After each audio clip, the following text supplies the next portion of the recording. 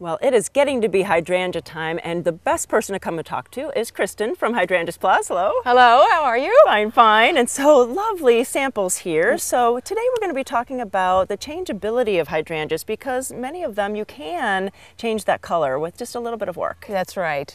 They are pH sensitive, and it's actually the aluminum that's absorbed in an acid environment that will change the pigments from pink to blue or somewhere in between. Right. And some varieties are better at absorbing it than others, but most varieties, if you buy it as a pink or red, you put it in our acidic soil with our abundant aluminum, they tend to be more blue and purple. So it would be difficult to get that if you really want it. You have to put it in a pot then with potting soil? That's always my best recommendation. Okay. That way it can't absorb the aluminum. It can be an acidic environment, but aluminum is so mobile in artificial media. And we water so much with Mother Nature helping a lot, it just washes right through the pot. So that is the best way. You can try garden lime, straight garden lime, but you really have to stay on top of it because it will wash away. Oh, sure. Especially in our spring rains. But it's kind of fun to play with because you might get different kind of colorings. And maybe one side of the bush pink and one side of the bush blue if you want. And then there's so many different pretty flowers, like this one here, it's called harlequin. Harlequin, yes. This is a Picadie is what we've been calling it, with the pink or blue or purple. Okay. With a white edge, a little bit more of a compact grower, but very, very decorative, very fancy.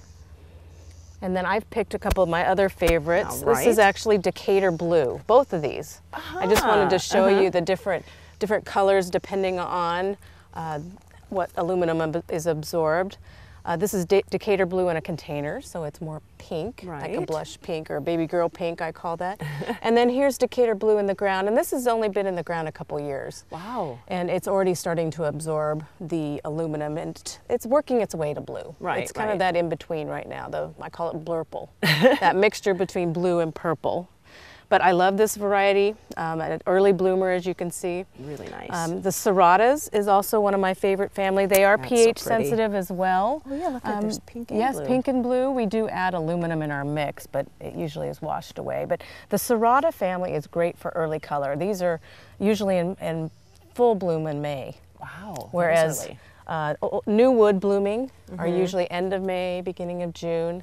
And then the old wood bloomers are a little bit even later, so more towards middle of June. Wow. Beginning of June, but we were a little early this year. Right. So this is another one called Enziandum or Genetian Dome. So pretty. Yes, but it can really be a nice dark blue. I don't have a good picture for you of the dark blue, except for on the website, but this is just one that was grown in a pot that had a little bit of aluminum supplement to it.